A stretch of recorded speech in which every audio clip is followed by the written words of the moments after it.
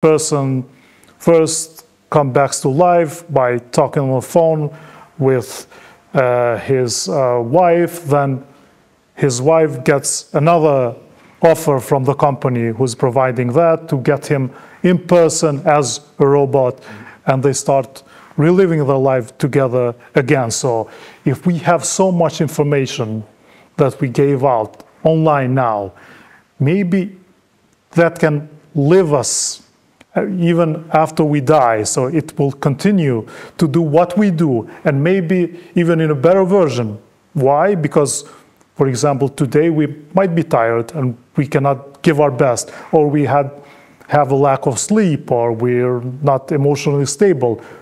There you have the best of you, and it can choose the best of you, and that can serve, for example, to do this show for 20 more years without me. Sure. Or, for example, our kids to just like in the series, to have us even after we die. So do you see this actually going there? It's possible. There are research projects underway to tap into human awareness and human memories. Maybe Neuralink is the best known example of that. We're far away from this being practical, but things are getting better. Eventually, I could imagine that we would have the option of downloading our memories and awareness on a simulation system. And if that will ever happen, then basically that means that we will live forever. You might not have a physical body anymore, but you could be living inside a simulation. You wouldn't be able to tell the difference whether you are in a real world or not. And your awareness, memories, your experiences would last forever.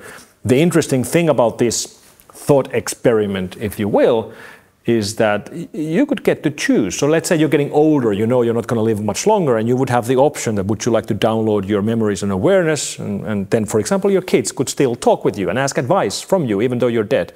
And you could choose, you could like do it and then discuss with your simulation, like, you know, push it and test it, how good is it? And if you don't like it, you could, you know, decide, okay, I'm not going to leave this behind. I'm not happy how good the simulation is. And then, of course, your simulation would plead with you that, no, please don't kill me. I promise I'll be better.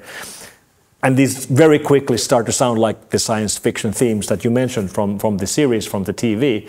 But technically, there's nothing preventing this from happening in the future. But already, with or without our consent, we gave so much away on our social media, and especially in these materials that we were doing for our work. We don't give really what we think deep inside, but we do give away what we look like. Also, sometimes emotions. Sometimes you write a post when you're angry. The next day you say, what did I do? Sometimes you might write something when you're drunk.